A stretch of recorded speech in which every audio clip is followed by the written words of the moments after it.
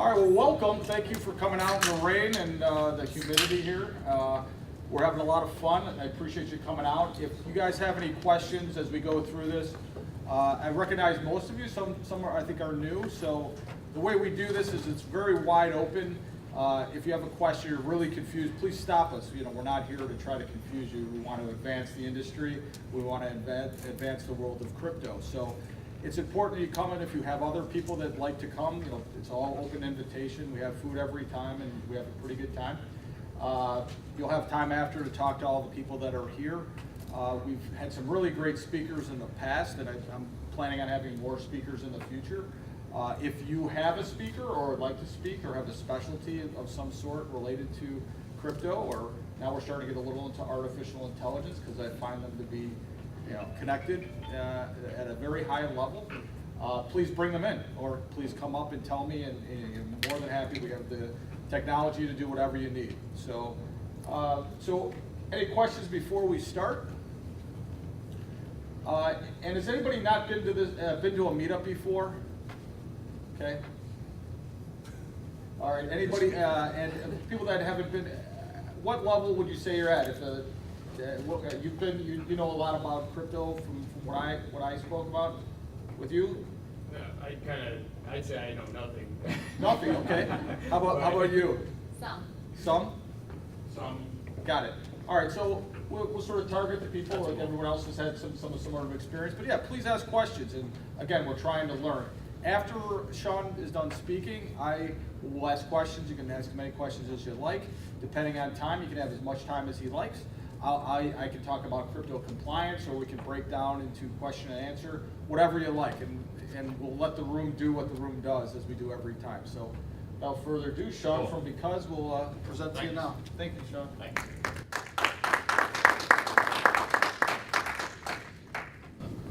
Sorry, I'm gonna have to bend over because I don't have a mouse clicker thing.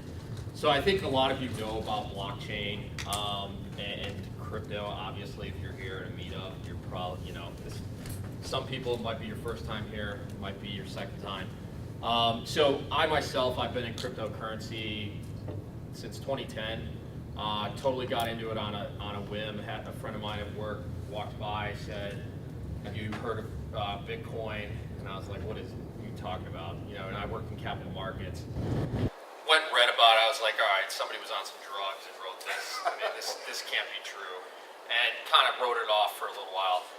And then I was on the train two weeks later, heard an unemployment report, and I was like, all right, something doesn't make sense here.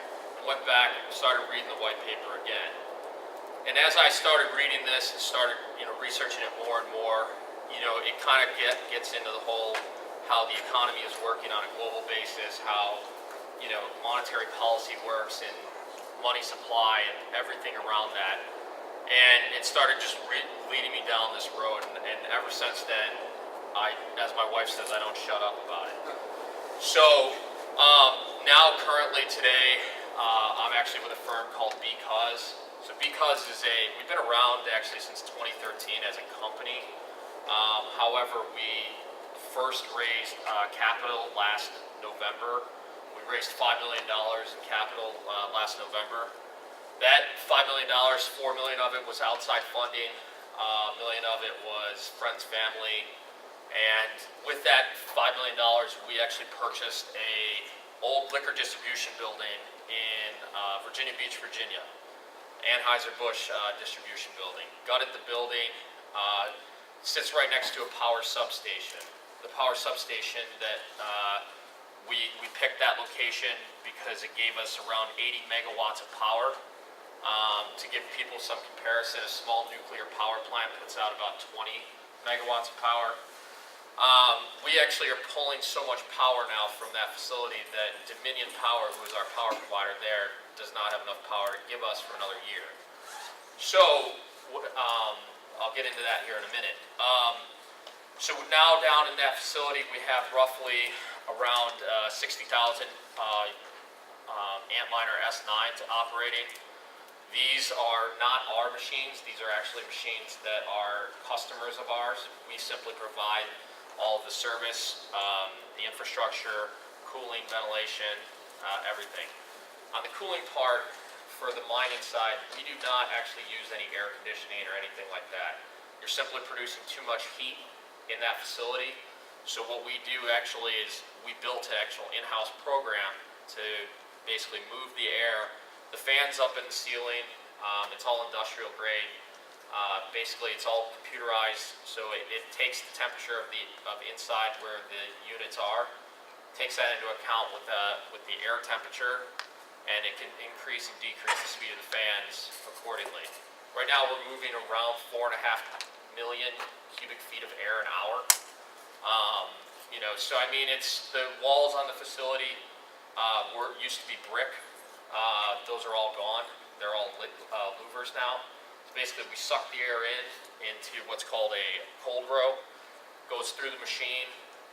The machine has 3 cards. These 3 cards are all they're doing there is sitting there doing mathematical calculations. Goes to a hot row. The hot row then has these 3 fans, and these 3 fans suck it out into the outside.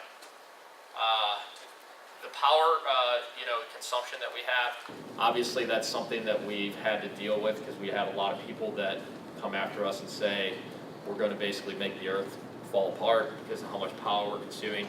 But what a lot of people don't realize is when you look at, everybody in this room probably has a Gmail account, a Hotmail account, or some type of hosted account. That hosted account needs to run in some data center. That data center needs electricity. So in that region, we have Microsoft, we have Amazon. Our data center is peanuts to them in size, but in power, we're actually very high. Right now, in that data center, we only do ASIC mining. We have looked at doing GPU mining. The problem with GPU mining is it's a lot more labor intensive for us. We have to set up the different racks, the operating system. It's a lot more time consuming. Whereas with the ASIC miners, they're more industrial. I don't know how many people in here have an S9 or have seen an Antminer S9. Think of running your car at full throttle, literally 24/7 and never letting up. Once you turn that unit on, that's what you're doing. And then the engine sound, when it revs up, that's the sound that it's loud. It's really loud. So, just this week, we signed a deal outside of Philadelphia, Pennsylvania. We're opening up another facility. This facility is 2 gigawatts of power. So this facility will have capacity for 130,000 Antminer S9s. Now, what we see with this is our demand has been kind of off the charts. When we opened up what we were doing in the data center, we went from having a liquor distribution building, gutted the building, working 24/7. In 2 months, we went from that type of building to a full-on secure data center, full security system. We have a 24/7 guard on the facility. All in a period of basically 2 months. It was, kind of when we tell people this story, it's like, how did you do that? And some of us, I think, almost lost our families in the process, just how much time we had to spend away. But it's been a lot of fun. On the second facility, the demand is all this demand is really coming from Asia. Asia is, anybody that does research on this will see Asia is huge into crypto. So it starts, you have China heavily into crypto, then the Chinese government stepped in and said, hang on a minute, pump the brakes, we don't want money leaving our economy. So but what we're hearing from the inside, because we actually have consultants that work with us there, from the inside we're hearing a lot of the local communities, because in China it's different than in the US. Everything is not done from the top, everything is done local communities. So community by community, you have local government that really controls how the power works, how a lot of the infrastructure works there. The guidelines and infrastructure that is in China, they don't have to meet anything like what we have to meet. When we set up our facility in Virginia Beach, we had to meet fire suppression systems, we had to meet electrical, everything. So To give you an idea, to build out 1 megawatt of a mining facility for the scale that we're doing, it's about $1 million. So it's extremely capital intensive. But you know, I did one of these presentations earlier today, and somebody asked me, when you're doing mining, how do they recoup the money that they have to put up to do this? And so, you know, what we've done is we've come up with a unique way where traditionally it's, you know, you pay for the service, you charge, you know, we charge our customers, and it's just a rental agreement. But what even the miners are realizing now is that if they want to have good infrastructure, they're going to have to pay up front for it. So that's on the mining side. Anybody have any questions on that? Or yeah, go ahead. I was just wondering, I noticed you said that you're doing ASIC, but are you using, and you said you're not using any GPU or, I'm assuming FPGA type of cards or anything towards Right. that end. Right. But I'm assuming that there might be other competitions that might be using those types of things to actually do the mining a little bit faster and more efficient. Yeah. Is there any sort of information or data on that, or is there kind of plans maybe going forward that you might allow those types of miners? I think that's where we want it, because so out of that 144,000 square feet, we have a lot of, we have office space, we have all kinds of other space, because here's the problem we ran into in Virginia Beach. We simply have too much and not enough power.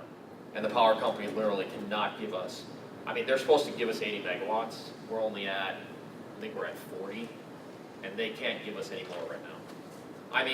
Well, until, you know, they weren't going to until we recently brought in a power company, like a broker, if you will, because something to get into to give anybody that's done mining at their house, what they'll realize, power is not how you think it's done.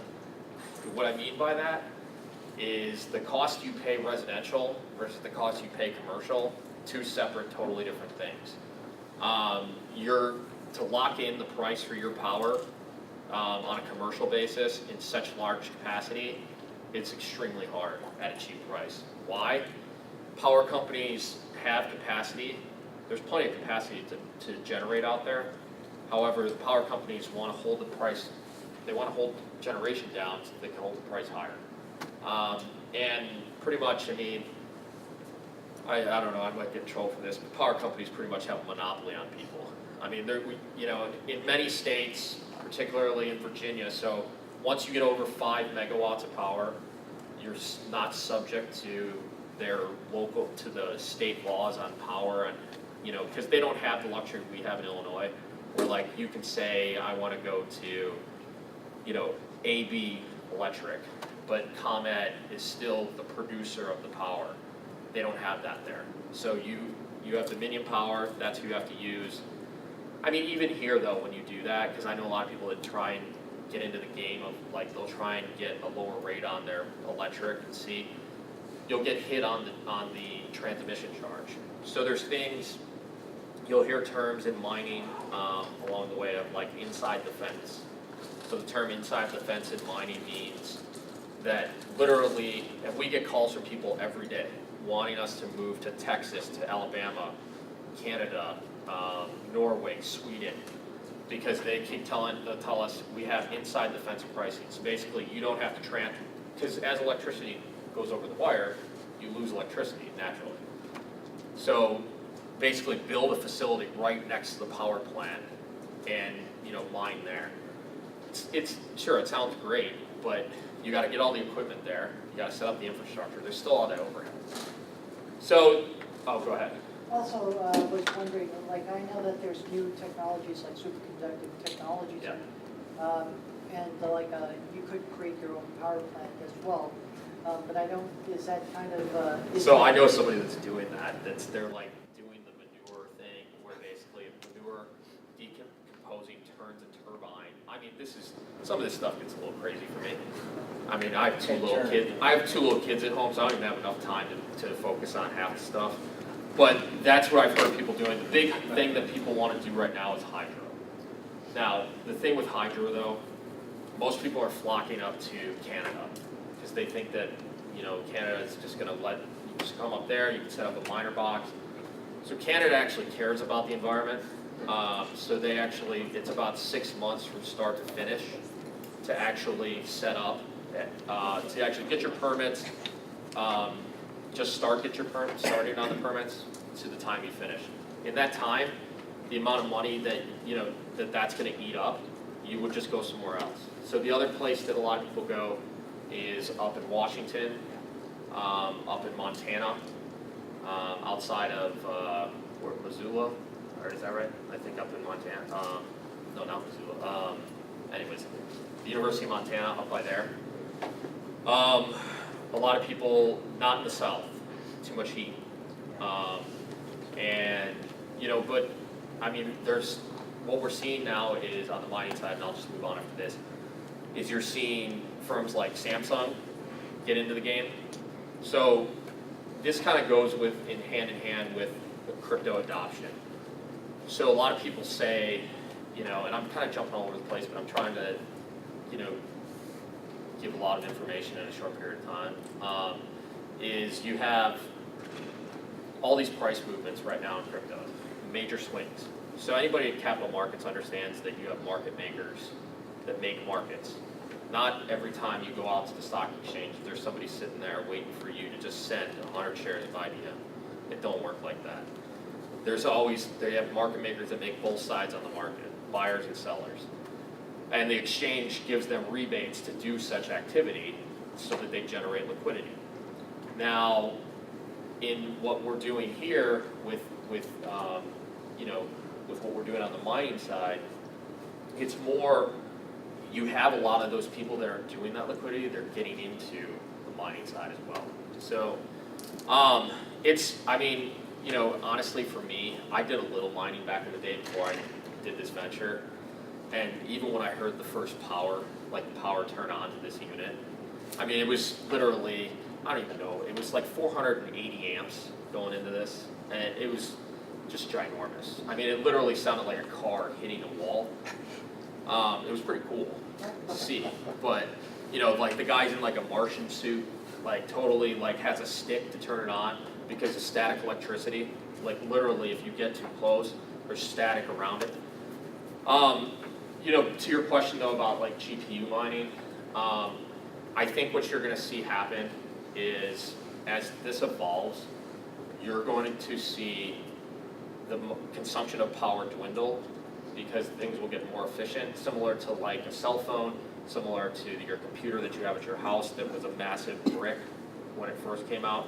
Now they're down to what's in your pocket. And as big companies start putting money into research, because basically right now we've reached the almost as far as you can go on an ASIC chip. I mean, we know that there's somebody out there mining with higher capacity than what's available to the public. You can just tell by the difficulty factor and how what's going on the network.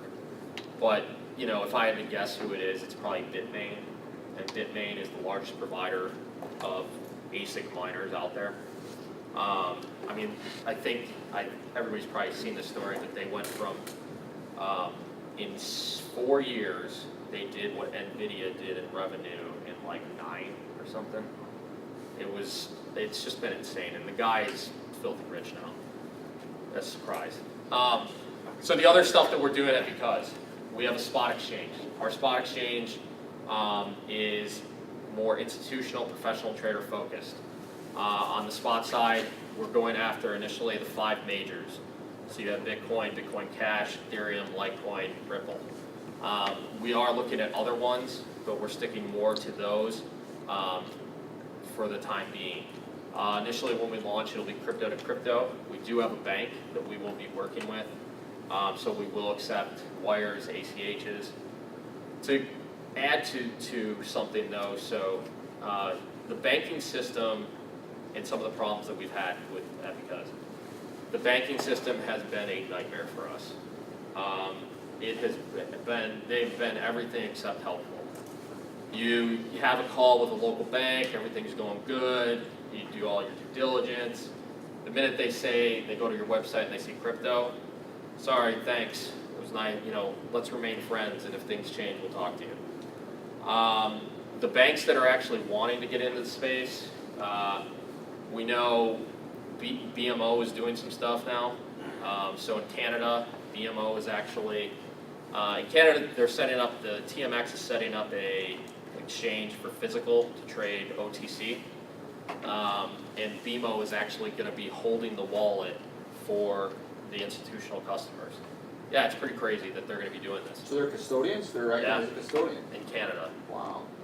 So, and it's funny because like we had a discussion about this with the TMX, and TMX is made up of like 15 different business units, and half of them want nothing to do with crypto. The other half are, let's go full in on this. So like it's created a lot of internal conflict. But on the spot side, yeah, the banking has been very hard for us. And even when I first got into crypto, I would read like places like JP Morgan, who we all know, Jamie Dimon, not a fan of it, it's fine. I've heard tell you the rule. Yeah. Oh, Just can't mention his name, sorry. Oh, you I'll be can't. more clear next time. yeah, I'm not a fan of them anyways. So they shut down a lot of people's bank accounts because they were putting money into Coinbase and other cryptocurrencies accounts. The banks that are wanting to play in this are actually small town banks. They're scared, but they want to get into it because this is a way for them to kind of get it back into the game and act, and get back on the scale of being a larger bank. The other big thing on the spot side, the KYC AML. If you try and, Can you define that for people that may not know? Oh yeah, so they know your client. So like when you go to set up a bank account and they ask you, put in your driver's license, put in your social security, oh cool, now you have a bank account. And then, if you do the same thing for Bitcoin, no, that's not, Bitcoin is basically like an it's being shunned upon because I think really, everybody in this room, I think it's being shunned upon because it's pulling the veil off the financial system and what's been going on for a long time. And I think that you have a lot of the banks and the lobbyists behind it saying, hang on a minute, that's not safe, So what we're doing, we have a company called NetVerify. NetVerify is out of California. What they do, you guys have all done this if you open up an account, you put your ID up to the screen, it takes a picture of your front of your ID, the back of your ID. There's actual human on the back that actually verifies what is on the ID is legit. They have like 65 different things they look at to verify that it's authentic.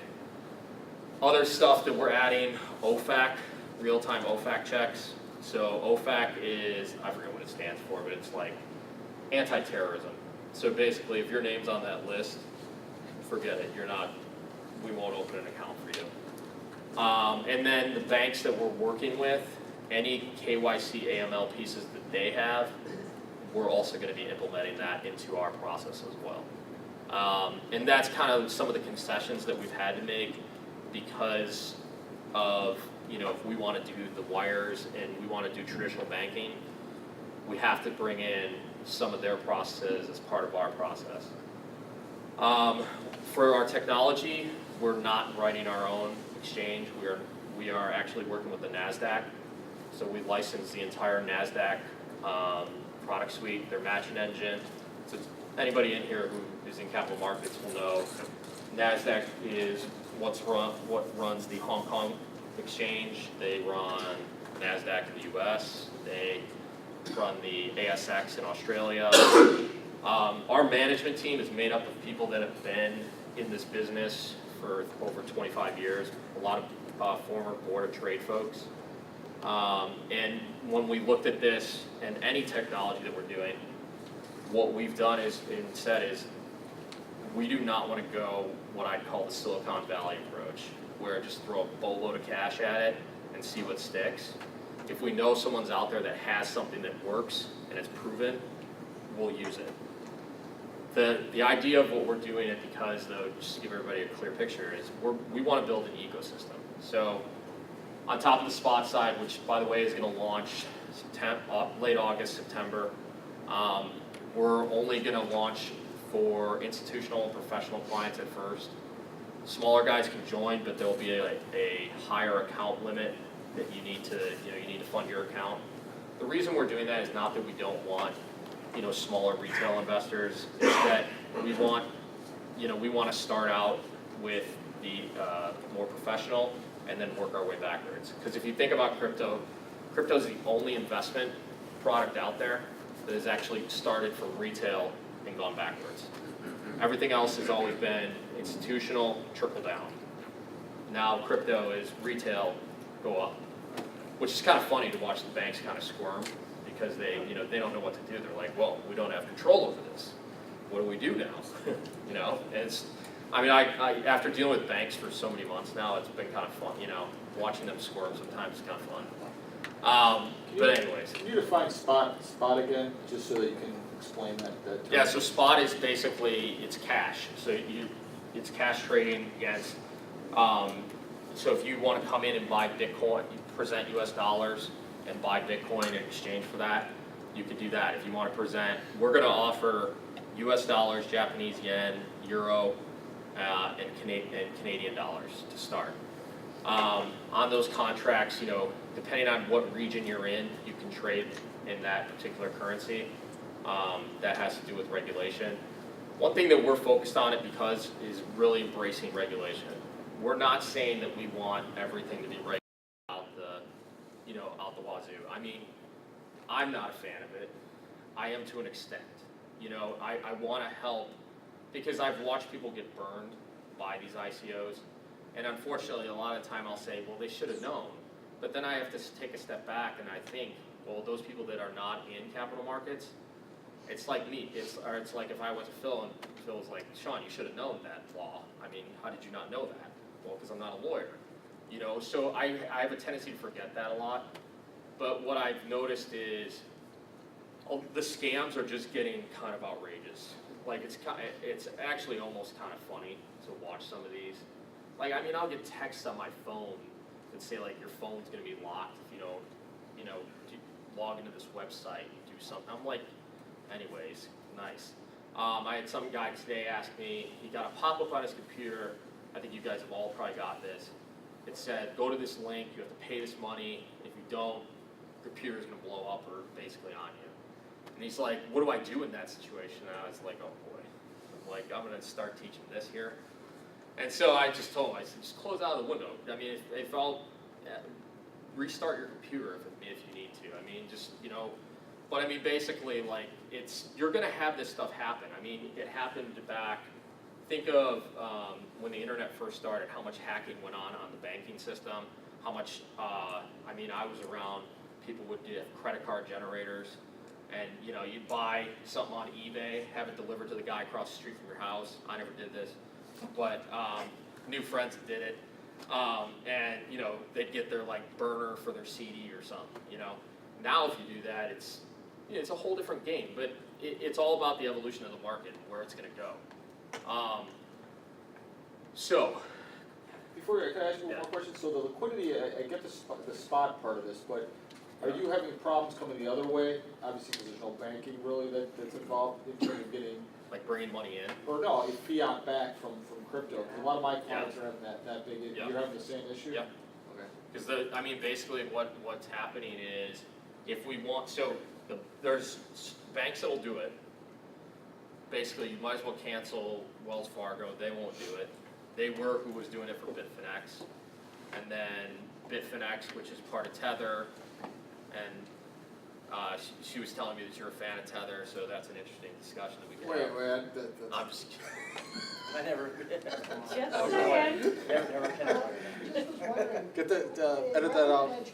Rather than regulation, would it be better to kind of have like a little bit more education to the retail markets and to the kind of like the non-retail traders to understand what they're getting into, what's the, how to spot maybe like some of the patterns that might be more of a scam, like the old saying, if something looks too good to be true, It probably is. it probably is, because even if you have regulation, that doesn't necessarily prevent scammers or frauders from coming in. Yeah. Take, for example, the Madoff fund.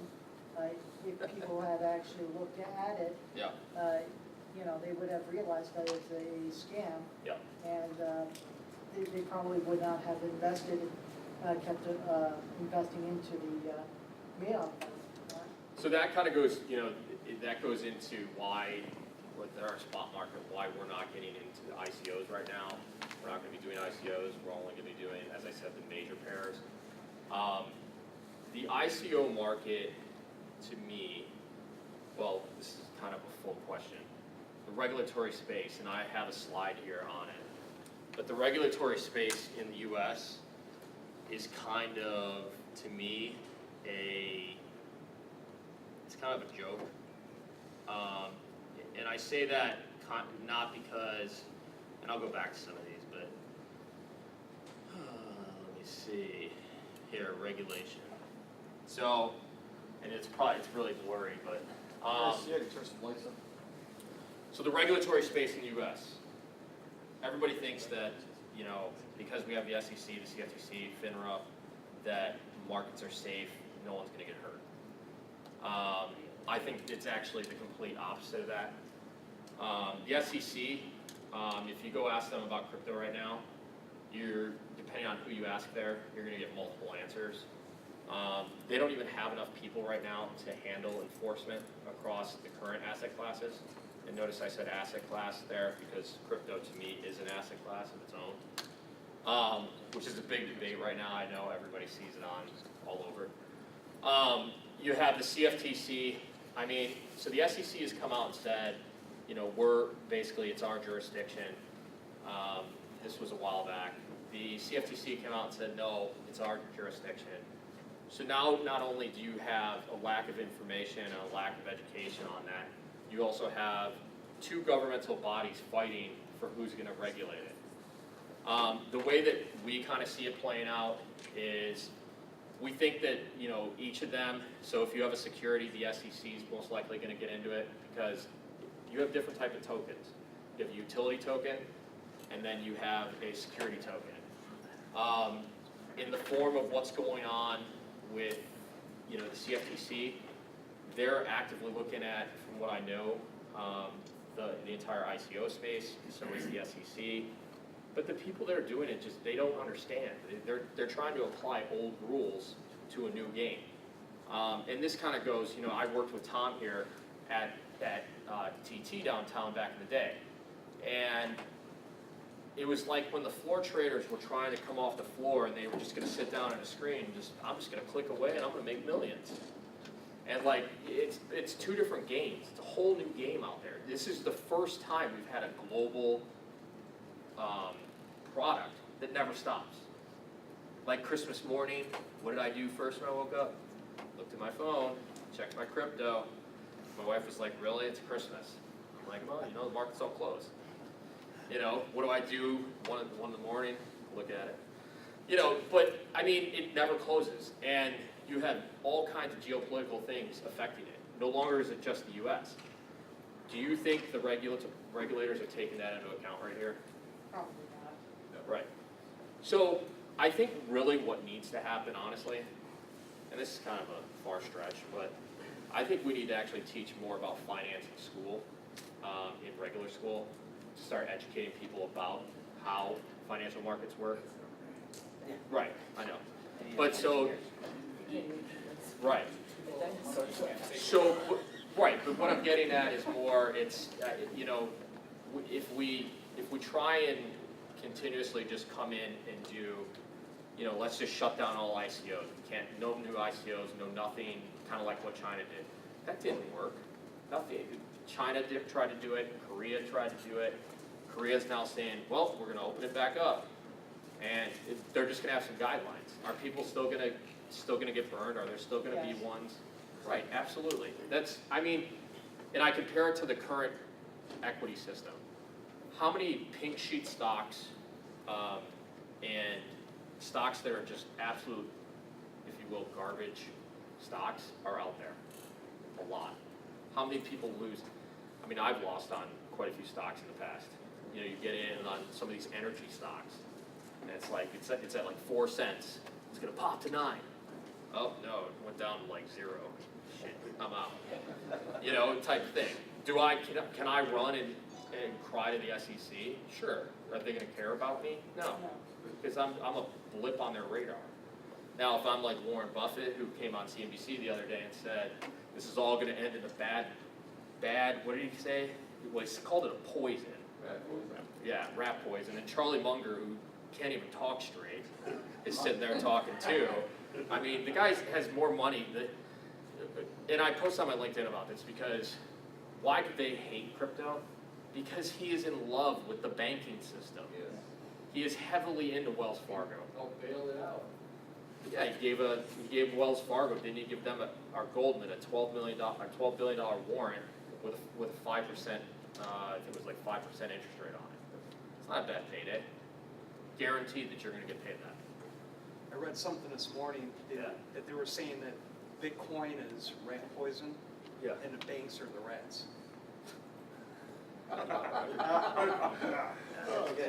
I mean, it's almost comical, honest.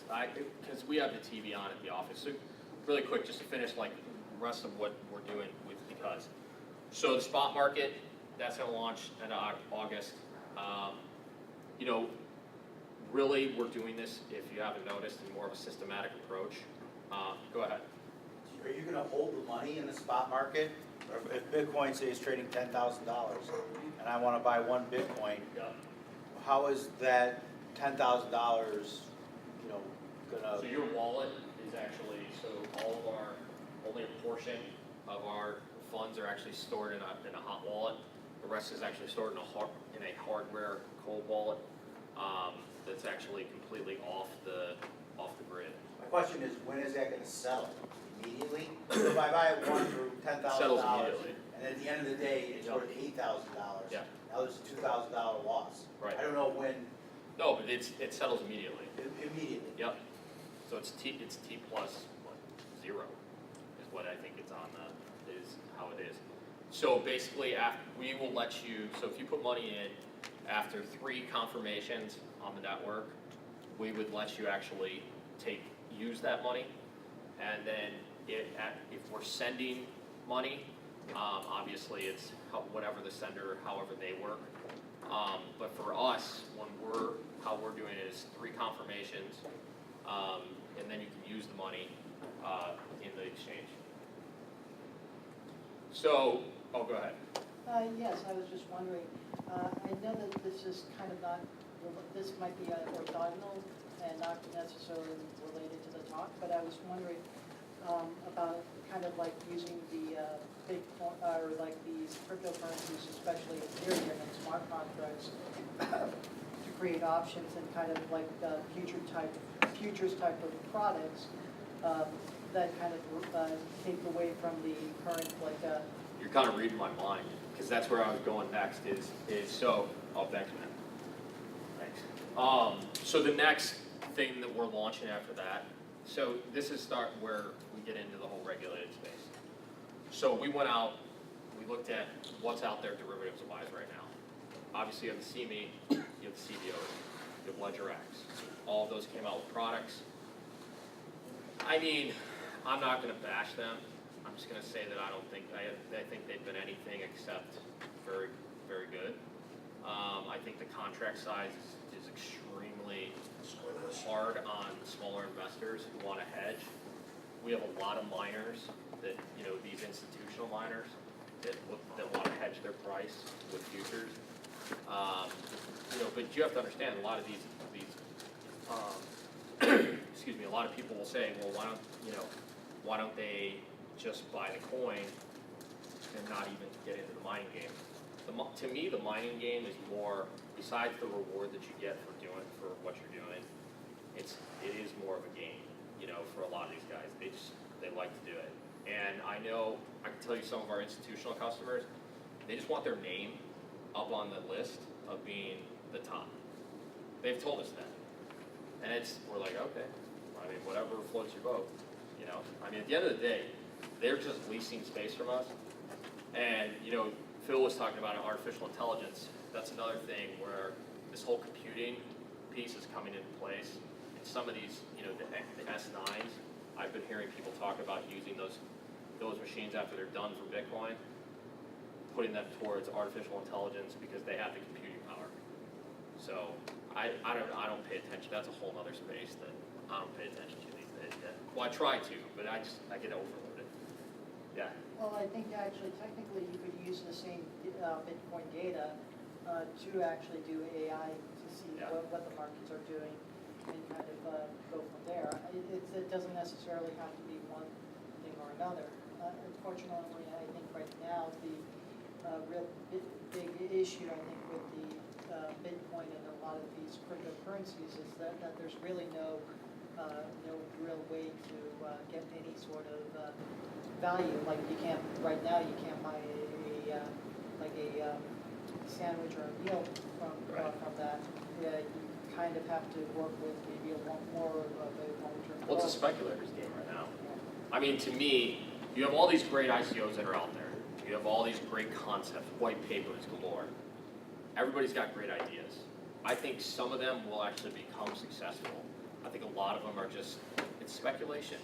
But look at the stock market. How many stocks out there are basically things like GoPro? Really? I mean, they make a camera. And it's a commoditized market. Their stock has done nothing. By the time, so step back on that. By the time the retail investor gets in, the institutional investor has already made a boatload of money. So they're done. They've cashed out. Now they go out. They do the IPO. So all the retail investors come in. And they're like, oh, this stock went up this high already. It's going to keep rocking. What does it do? It sells off. Whereas with ICOs, what's happening is if people do their homework and follow stuff and pay attention to it, research it constantly before you invest. Don't just jump in and go, well, I see this thing, Ripple, it's at 50 cents, it's going to go to 70 cents. Ripple is not even a decentralized currency. It's run by a bunch of bankers who want to totally take it and make it and obliterate Bitcoin and go back to this centralized system. Anyways, I'll step off my soapbox on that one. But I can't stand when people talk about Ripple and like, oh yeah, I picked up some Ripple the other day. Do you even know what it does? No, but I think it's going to go up to 120. I'm like, oh, that's cool. It's And then, it's basically the only issue is that it just gives the banks a little bit of ability to be into the blockchain type of space yeah. with lower transaction costs, but it doesn't, for an average person, it Yeah. really doesn't mean a thing. And really the banks are not really using, they're using the technology, but they're not actually using the coin so much. Yeah, I mean, so like in 2015 I started, I don't know, most people won't know what this is. So when you're communicating with banks electronically, you use a protocol called FIX. So FIX is a financial information protocol. And when 2015, I went to the Global Steering Committee. I've been involved in FIX since 2002. I said to them, what are you guys doing for cryptocurrency and blockchain? They said nothing. And basically, like, that's how they said it, nothing. They said, if you want to do something, you can start a group. So we started the group, 130 people came. All the big banks were there. And really what I wanted to do was kind of start getting awareness to crypto and to people to realize that, this is not something that's going away. I mean, I've been called an idiot, stupid, why would you ever touch that? That's a Ponzi scheme, it's a fad. I mean, because I've done a lot of these presentations and sat on a lot of panels. Now all of those same people that said that, those are all the people hitting me up on LinkedIn saying, hey, we should get together for coffee. I bet we should. I mean, it's comical to me.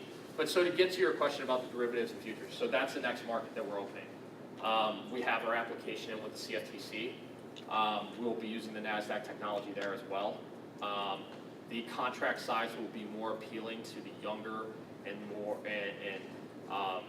smaller sized market. People that are actually in the spot market looking to hedge just 5 coins maybe with a small contract, you'll be able to do that. Go ahead. Well, I was actually thinking that it may not be like, you know, people might not be interested in that type of doing, but like having kind of like the idea of having crypto, like buying Bitcoin to buy like big stocks like IBM, Yeah. Microsoft, et cetera, or kind of using like Ethereum smart contracts to create options where instead of doing like lot shares of 100, maybe Yeah. do lot shares of 10 or 15. Well, I mean, yeah, I try to stay away from like being political, but what I'll just say is that the whole financial system, the way it is right now in investing, it's not geared towards the littler guys. It's geared towards the bigger guys. So you want to do an options contract. What's the standard size for an options contract? 100 shares or 100. And how many people do you know on a big, let's say you wanted to do IBM, which trade is, I don't even know what it's at right now. Like let's say $200. It's a lot of money. Right. Most people don't have that. Right, and that's why I think like if you could create, I mean, if somebody wants to buy 100 shares, they can just kind of Right. look at the market for reasonable prices and kind of grab those option contracts Right. to get the 100 shares. But if you have only like somebody who wants like 5 shares at a reasonable price, I think that's where the Ethereum kind of contract or whatever contract you have, Yeah. that might be actually worth doing. I mean, so Ethereum is really interesting. Ethereum is one of those, I mean, the guy, Vitalik, who's behind it, he's kind of like, he's so smart, I think it's just out of this world, how smart the kid is. He's a kid. I mean, he's only like, what, 24? And he's just beyond smart. And, you know, you ask him a question, I've watched a lot of his videos, he's very thorough at how he responds, he thinks, you know, and is meticulous. I think he's onto something there, and I think, you know, so like the state of Illinois, they have the blockchain association downtown. They're really embracing blockchain technology. They did a thing with a partnership with the Recorder of Deeds in Cook County, where they basically stored people's you know, the deed for a house. It was all stored on a blockchain. It was just like, it was a total like demo project that they were doing, kind of proof of concept that they were doing. Now, where that goes, and you know, people like to commingle blockchain and crypto together.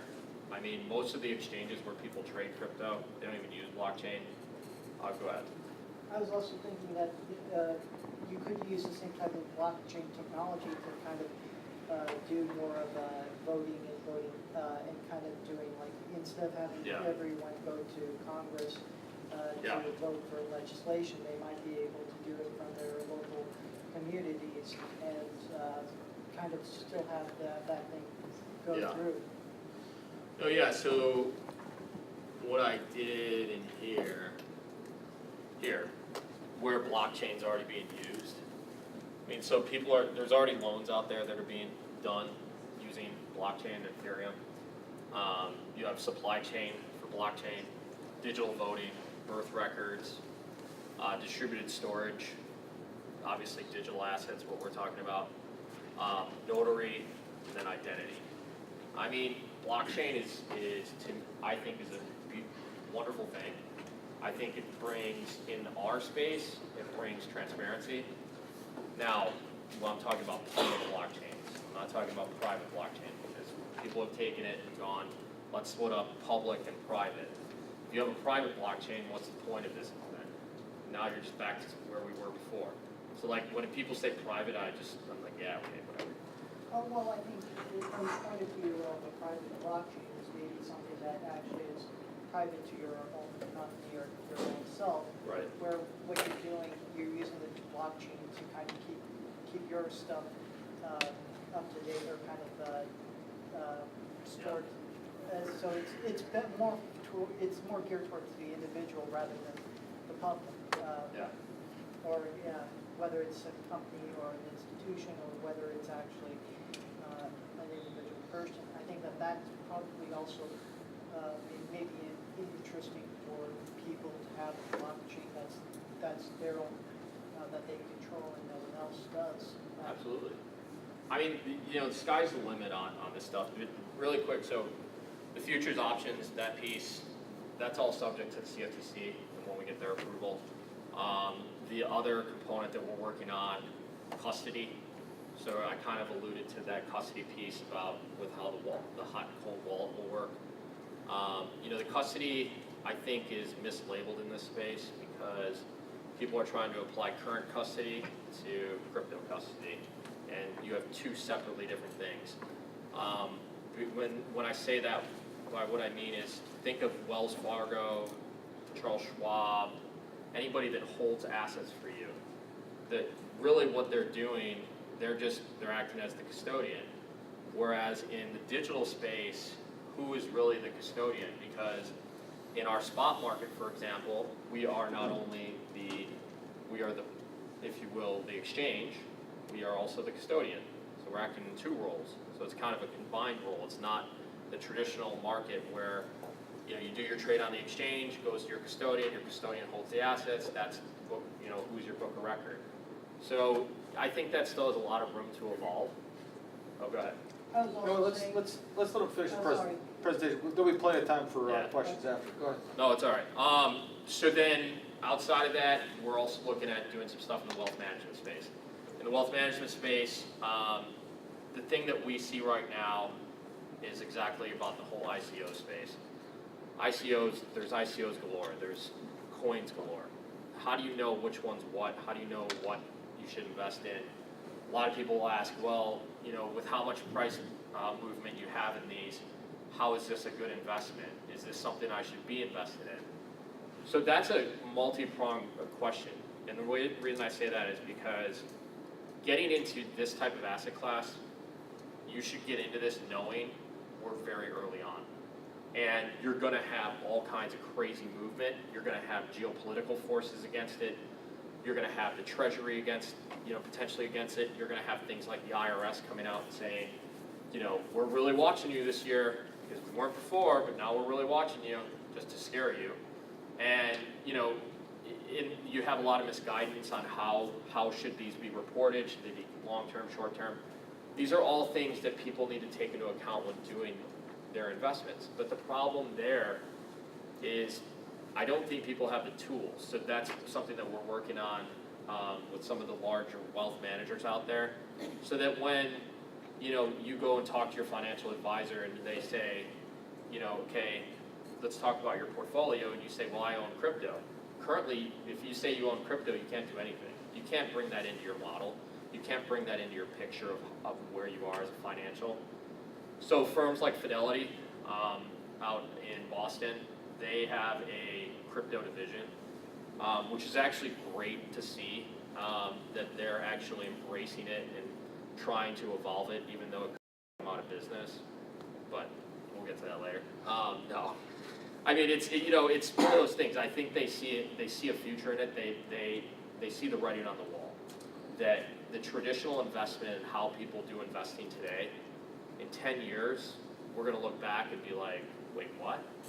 New York Stock Exchange. I mean, it already is a museum, but it's going to be a full museum soon enough. You're going to see stocks listed as tokens. I mean, why would you list them using the traditional method right now, which is extremely expensive? You can do an IPO for, I forget what I read the other day, but it's not even close to the price of what or an ICO is not even, it's so little compared to what an IPO is. So things like that. So I mean, from that perspective, that's what we're doing as a company. And as I said, this started out as a hobby for me, and now it's my full-time day job. And at first, it was funny. Actually, I'm so into this, but when I was actually thinking of joining and doing this whole venture, I said to my wife, I was like, should I do this? And she said, are you nuts?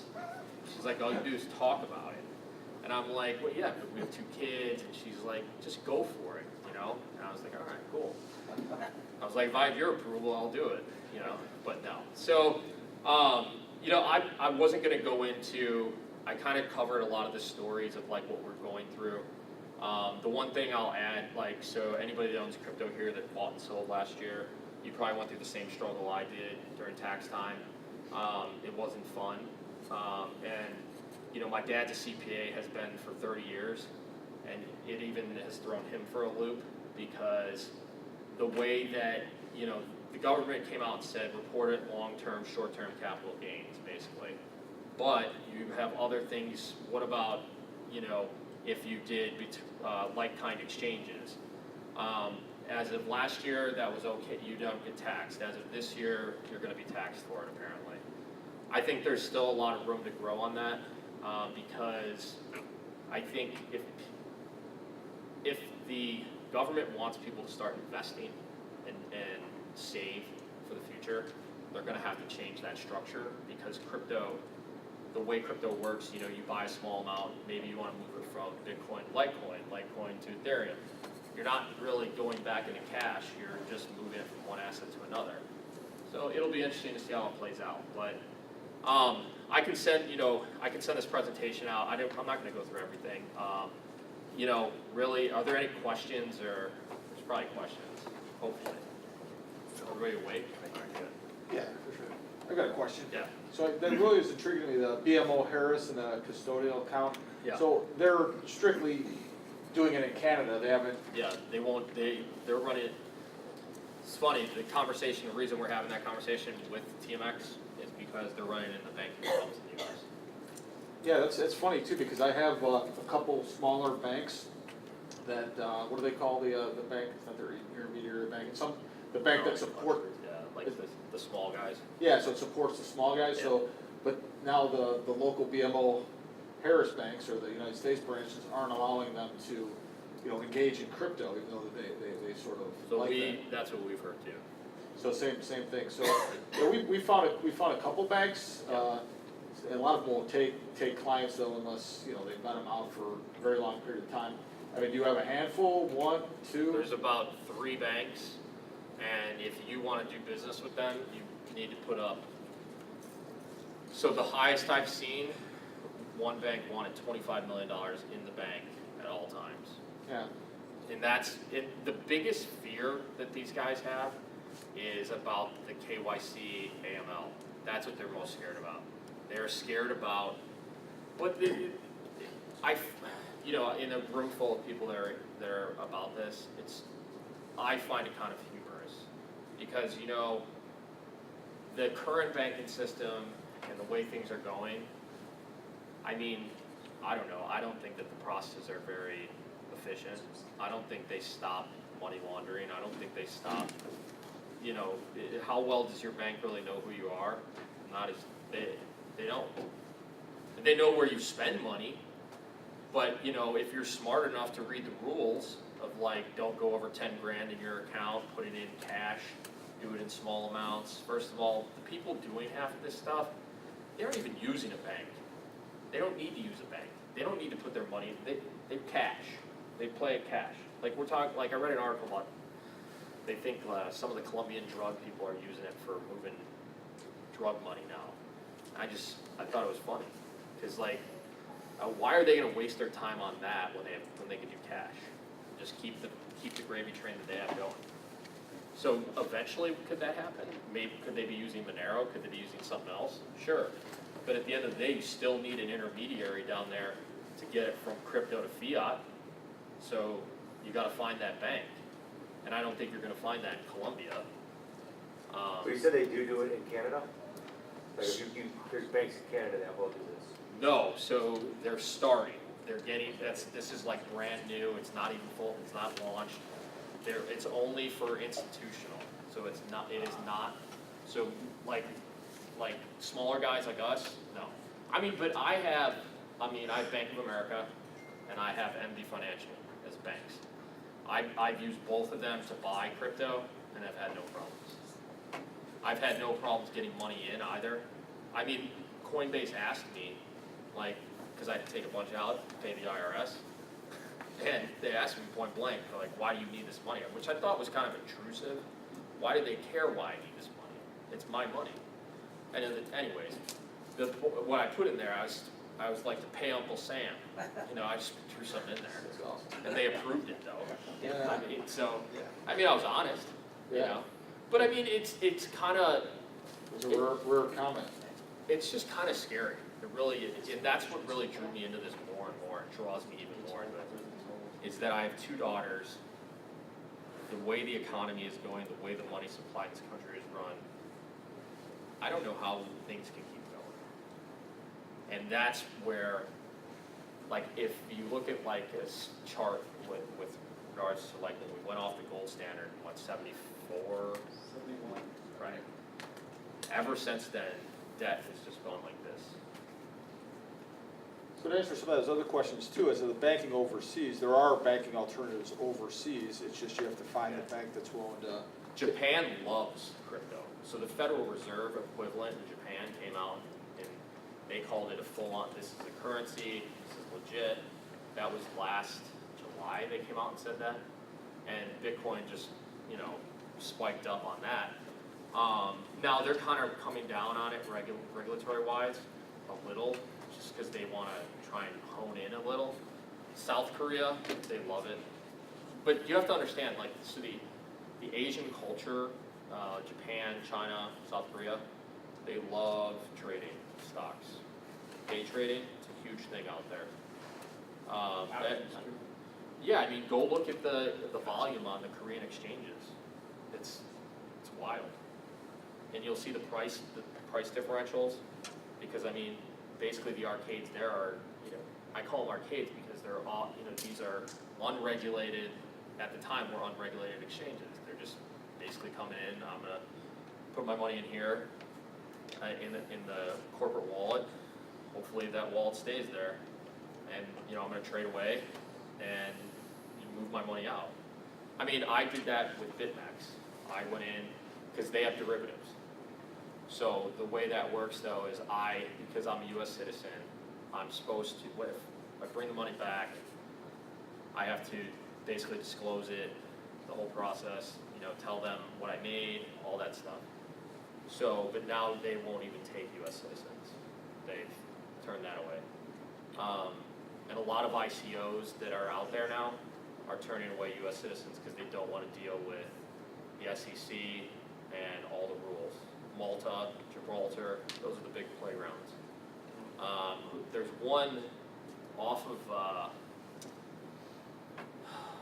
of in the Bahamas that's like it's like a big playground too for a lot of these places going there. New Caymans. Oh yeah. Well, you notice most cruise ships in the U.S., they're not even registered in the U.S. Why? They don't want to deal with the U.S. regulation. They register them in the Bahamas. Yeah. Not that the Bahamas doesn't know how to do regulation of cruise ships, but they probably do a lot less than we do. Hey, real quick, Sean, Yeah. you've got a really good slide here about the big debate of whether it's an asset class or currency. You've got a great slide here Let me of find a lot of the major companies that actually take Bitcoin, and a lot of people use it. I don't know if I brought that one. That's, by the way, that's a picture inside of our mining facility. So, literally, what you see here, that's our chief operating officer. So these are all miners sitting on racks. Basically what you have, this is in the hot row, so that you have the air sucking in, and then you have, all of these units have individual power supplies, and power supplies, some cool stuff, like we've seen them catch on fire. Well, not cool for like insurance purposes, but like, I mean, the thing was like shooting power out like 3 feet. It was actually pretty funny. And then, so up here you see, that's our those are the cords for the PDUs. I mean, the cord is like, think of your dryer, like when you plug your dryer in, probably like 5 times the thickness of that. So yeah, that 144,000 square feet is filled with that. And so it's I pretty, think you zipped past it. I think, Which Yeah, it had Santander on it. It was oh yeah. I thought that was really interesting because everyone wonders like. There you go. There. dates. Yeah. So this is who's involved with blockchain, but I thought there was one. All right, I thought there was one where it's like different companies that actually. I mean, I can point them out. So Okay. they're in Bitcoin, they're in Bitcoin, they're in Bitcoin. Everyone knows they are now. They have not. There's rumors that they might eventually. Right, that's what I was just gonna say. About it, yeah. Overstock, we all know their CEO's a little out there. He's all into crypto. He's a little crazy. He's a little crazy. Should ICE be on there as well, because they Uh, are the owners of the New York Stock Exchange? Yeah, so they're right there. Where? NYSE. They're a minority owner in Coinbase though. And ICE is actually not in crypto yet. They just came out yesterday. Yeah, but I thought that ICE actually owns the New York Stock Exchange. They do, which is why, that's why I have it. But they still go by the NYSE. Okay. So, USAA, they have an integration with Coinbase. Any bank though, up here, like Fidelity has a bank, USAA has a bank. Isn't Microsoft also oh yeah, sorry, Yeah. And actually Microsoft pulled their support for it. uh, Because I don't think you should be using Bitcoin to pay for stuff all the time right now. It's too volatile. If I was gonna, and I hate to say this, but if I was gonna do it, I would use Bitcoin Cash. Faster and more efficient. Right now. And do I think Bitcoin's gonna be the end all be all? No, I don't. I think it's kind of like Netscape, AOL, they're the first ones to the game. Who knows, they could stay there and be like the benchmark where you're gonna see this stabilize soon enough. And it's gonna stabilize and just be, when the institutions come in, that's when you're gonna see stabilization big time. Because the institutions will control the flow. Which is bad for the consumer, but, everybody wants that stability. Gotta bring in the big boys. I'm not, I mean, it may not be. Yeah. It may be like, that the people who are big institutions, they may try, once they go out of the Bitcoin or the blockchain markets, that the retailers might actually decide to go out. Most of this is based on peer-to-peer networking, and just because you have a big guy there, Yeah. the only things that I think the smaller guys might do is like the smaller, stupid guys who are kind of late to the game. Yeah. But they would just be getting table scraps if anything else. Which is no different than if you get into I did it, I was guilty of this. Got into the Facebook IPO. I was like, buy, fill it. By the time I got filled, it was already like $45 higher. Like $35 higher. I was like, forget this. So, and I tried to sell it. There I came into the problem of liquidity. No one was there to sell, everybody wanted to buy. So, it's an interesting space. It's awesome to see that, people around me in my own community are actually into this. Because when I first started in this, as I said, people just looked at me like I was nuts. And basically I was some conspiracy theorist and I'm trying to overthrow the government, blah, blah, blah. And it's just common sense to me now. When I look at, after dealing with banks for as long as I have and how they work, it's what people know. And in the US is not keen on change. We are very, we want change. Everybody wants all this change. But the minute change starts happening, people freak out. Because it's whereas in Japan, things are happening much quicker. So cell phones in Japan happen much quicker than the US. Everybody thought in the US was flip phone. No one needs that. Now, I don't leave my house without my phone. So how many people in here do mining? All right. How many people in here own crypto? How many people are still skeptical? Well, that's good. Kind of. You are? No, Yeah, I'm actually.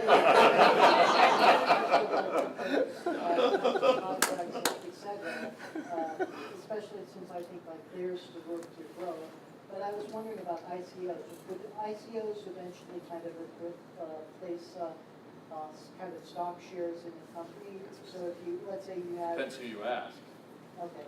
If if you ask, let's say, Fidelity will say no. Why? They hope it won't. If you ask Coinbase, if you ask like us, I mean, yeah. Put it this way. Right now, for you to get in on an IPO, you have to be an accredited investor most of the time. To be an accredited investor, you got to have $100,000 with, I think, liquid cash or something. You have to have, it's all this criteria basically. I don't know many people walking around that have all kinds of cash just floating around. Otherwise, they wouldn't be sitting in this room. They'd probably be on a beach drinking a cocktail. My point is that the system is made so that littler guys down there, that's where they stay. If you break over and get up to the top, well, then you're in the club. But, that's my thinking. That's how I've seen it. It'll be interesting. Yeah. What coins do you like? Oh, man. This is an interesting question. I would think probably at least maybe, Wait, that's his question. Sorry, he's gonna stand up next. Oh, yeah, go ahead, tell us your coins. So, let's see, I've been in Bitcoin since it was like $100. But I'm in and out of coins constantly. Like, I had a friend build an algorithm to do arbitrage between the exchanges before a lot of bigger guys got into it. Right now I have Bitcoin, Litecoin, Ethereum, Stellar, Ripple only just to play around, make some money and run with. Not because I'm a fan of it. You like it. I hate it. But there's enough, let's put it this way, there's enough silly people out there that'll buy it, that'll make the price go up. So That's of why you course I like it. He doesn't like Ripple. So I know, Bitcoin Cash, I know the guy, Roger Ver. I've had quite a few discussions with him. He's obviously big behind Bitcoin Cash. I think Bitcoin Cash it's an interesting space. I think they have a lot of opportunity. I own some of that. Ethereum, I'm a big believer in Ethereum. I think Ethereum though needs, I don't know. It's kind of it's like this worship Vitalik crew, and whatever Vitalik says, basically people will do. Whereas I think people need to start doing their own homework on this stuff. You'll stop getting burned in some of these because some of them are just complete scams. Let's see. I have some others, but just play around. Yeah. So I'm fairly new at this, and just got lucky with a lot of my stuff. Research just with all the general news places. But where do you go to? You mentioned research a couple times. Yeah. You even made fun of some of the news reporters. So where would you go to try to find a I reliable follow news Twitter. source or research? I'm all over Twitter. Because you can tell it. So I wasn't trying to make fun of reporters. Yeah. I'm just saying you have Fox News, obviously they don't really cover Bitcoin. CNBC is now on this whole crypto kick. Now that it's back up, almost at 10 grand again. For a while there, they just totally bashed it. I'm like, oh, Bitcoin. There's Bitcoin's price, and then they won't talk about it for a week. Yeah. But I use Twitter. I use a lot of the private social media out there, and different private groups where people talk about it. But that's really, Twitter I would say is mostly what I'm following because I follow so many people on Twitter. I just scroll through and if I see something that I want to read, with CoinDesk, I like CoinDesk. I think they do a good job. CCN, I think they put out, they cover a decent amount of stuff. Reddit. Yeah. That's a lot. Reddit I can handle in moderation. I can go in there for a little while, and then I gotta detox for a little while because it's troll city. You post something, next thing you know, you got 35 people bashing you that you posted something that you like. For example, Ripple. If you go in there and say something about Ripple, there'll be 35 people under there that'll say, nope, Ripple sucks. So another interesting part is as far as the research goes, at one time I went to Consensus last year, this is in New York, it's coming up again. This year, big event, 4,000 people. Yeah, next week. I'll be there. Are you gonna be there? Yeah, unfortunately, I don't want to go. We'll talk about Ripple. Yeah. The main thing is I met a couple of people there that were starting coins. I actually went and had coffee with a guy in DC from Syscoin, which is a coin that's involved. I think it's a very good coin. But what my point is that these people are accessible. It's not like, you know, you're trying to call the, you know, CEO for That's a IBM or great something like point. that. So there, it's really, really neat. And you'll be surprised that some of the people you meet at some of these meetups or some of these events that are involved. I mean, I've met a couple of guys that were pretty far along in some of this. And I mean, meeting someone like Sean is that's sort of the connection into other people. And these networking events sort of grow that philosophy. And I learn more from just listening to people talk about things and say, oh, well, I heard about this. And you go, oh, that's inspiring, and then you go research it. So that's the best thing. You spend time with it. That's all. You just got, like, honestly, I'll sit on the computer, like, again, my wife. I'll sit on the computer for hours, you know, put my kids to bed. She's watching some, you know, whatever Teen Mom show or whatever.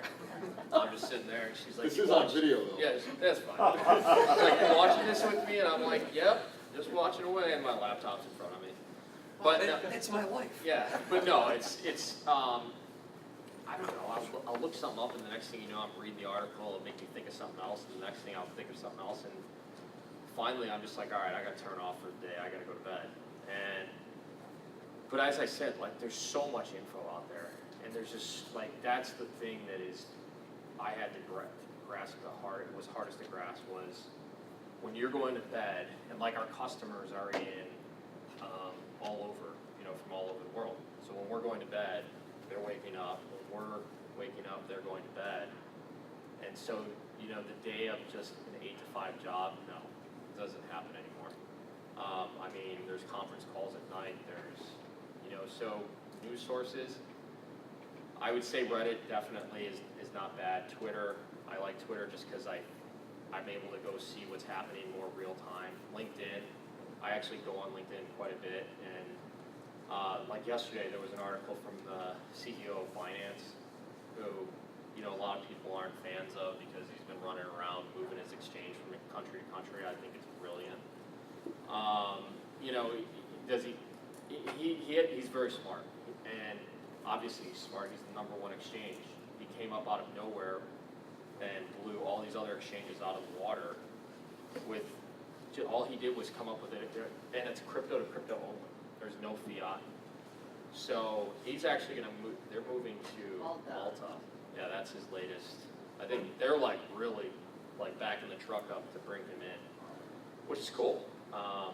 We have people from countries in Africa that have contacted us, wanting us to do stuff there. I mean, this has just opened up a whole new side of things that I never saw either. You know, here I was, had a hobby, and went from a hobby to like, this is, I would have never thought a year ago this would be my day-to-day job. But, I mean, I get to go to work, love what I do, and I don't even call it work because it's more like I'm having fun. And we're learning as we go along. The KYC stuff, the IRS, the FinCEN banking regulations. We're learning with everybody. Hey, yeah. I was just wondering, I think that the whole Bitcoin and these whole cryptocurrencies actually kind of produces an opportunity for like smaller companies and smaller businesses to produce capital and to trade like shares without going through like a big bank or big primary markets. They just it kind of seems like they can do it directly to the consumer. I think they say like there's a huge shift of wealth every 100 years, they've said, something like that. And I think this is honestly, I think a lot of people underestimate how much money people make on Bitcoin, and how many 19, 17, 16, 15-year-olds out there ran on mom's computer, dad's computer, bought a couple Bitcoin back way in the day, and now have a lot of money. You know, I mean, there's people that really believe in it, and then there's people that are firmly against it. And the people that I think are firmly against it, there's usually an underlying reason why they're firmly against it. Basically, it's just taking their profit or their money from it, and the people who are firmly believing it are kind of the ones who are going to. Well, it's like Warren Buffett came out and said it's going to end in a bloody, what was it? I don't know, him and Charlie, they like get on their banter about it. But, and CNBC loves to throw the bait out whenever they're meeting, you know, because CNBC loved Becky Quick, they love to meet.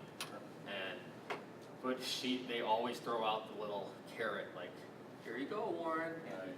Why don't you talk about Bitcoin? Warren's always famous for talking down companies and then swooping in and buying them anyway, so I mean. But he started with $20 in his Right, pocket. wouldn't be surprised if he talked this down and I'm set kidding. himself up. I don't, It's right place, right time, right opportunity. Right, And but it's I a don't lot think- easier to make money when you have money. but I don't. Sean, I think this gentleman's got it. Oh, yeah, go for it. Sort of a bit. Quick question, actually kind of two-part. One was, I could be wrong, but I think Binance was trying to get into the fiat, having fiat They are. available in Malta, because they had Yeah. something going on with the banks. But what I really want to know is, what was your thought on Ethereum going from proof of work to proof of stake, and how that could change the ballgame? I think it's actually pretty cool what they're doing. They just came out with like the release candidate. I think that just came, I just saw something that the release candidate's like ready. They've run into a lot of problems. The problem that you're gonna, you know, with proof of work, you cut out a lot of the garbage in the system. Like, you know, because it takes a higher amount of money to get in. There's more hardware required.